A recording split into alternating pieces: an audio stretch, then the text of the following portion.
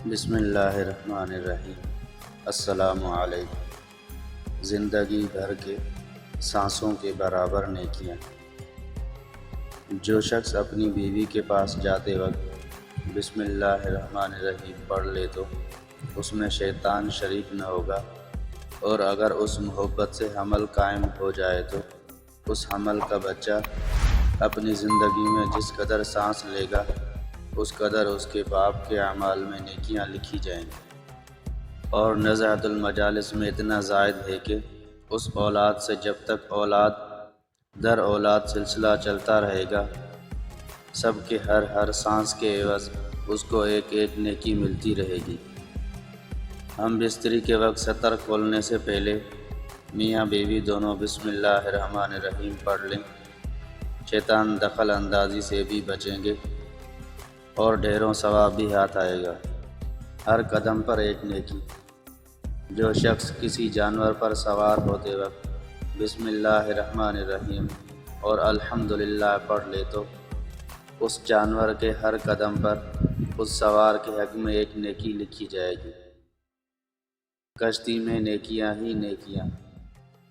جو شخص کشتی میں سوار ہوتے وقت بسم اللہ الرحمن الرحیم اور الحمدللہ پڑھ لے، جب تک وہ اس میں سوار رہے گا اس کے واسطے نیکیاں ہی نیکیاں لکھی جائیں گی۔ بچے، والدین اور استاد کی مغفرت۔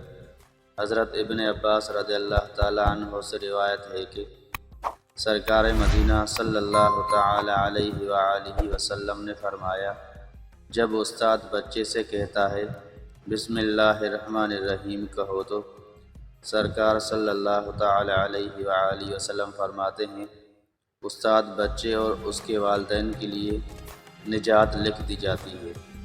قبر سے عذاب اٹھ گیا۔ حضرت عیسیٰ علیہ السلام ایک قبر پر گزرے تو عذاب ہو رہا تھا۔ کچھ وقفے کے بعد پھر گزرے تو ملاحظہ فرمایا کہ اس قبر میں نور ہی نور اور وہاں رحمت الہی کی بارش ہو رہی ہے۔ آپ بہت حیران ہوئے اور بارگاہ الہی میں عرض کیا کہ مجھے اس کا بھید بتایا جائے۔ ارشاد ہوا، اے روح اللہ، یہ سخت گناہ گار اور بدکار تھا، اس وجہ سے عذاب میں گرفتار تھا، لیکن اس نے اپنی بیوی حاملہ چھوڑی تھی، اس کے ہاں لڑکا پیدا ہوا اور آج اس کو مکتب بھیجا گیا۔ استاد نے اس کو بسم اللہ الرحمن الرحیم پڑھائی۔ مجھے حیا آئی کہ میں زمین کے اندر اس شخص کو عذاب دوں کہ جس کا بچہ زمین پر میرا نام لے رہا ہے۔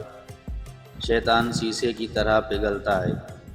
جب بندہ بسم اللہ الرحمن الرحیم پڑھتا ہے تو شیطان اسی طرح پگھلتا ہے جس طرح شیشہ پگھلتا ہے۔ سارے گناہ معاف کر دیے جائیں گے۔ سرکار مدینہ صلی اللہ تعالی علیہ وآلہ وسلم نے فرمایا ہے کہ جس نے ایک بار بسم اللہ الرحمن الرحیم کو پڑھا اس کے گناہوں میں سے ایک ذرہ بھی باقی نہیں رہتا۔ اے ہمارے پیارے اللہ عز و جل، ہمیں بسم اللہ الرحمن الرحیم کی برکتوں سے مالا مال فرما اور ہر نیک و جائز کام کی ابتدا میں بسم اللہ الرحمن الرحیم پڑھنے کی توفیق عطا فرما۔ آمین ثم آمین۔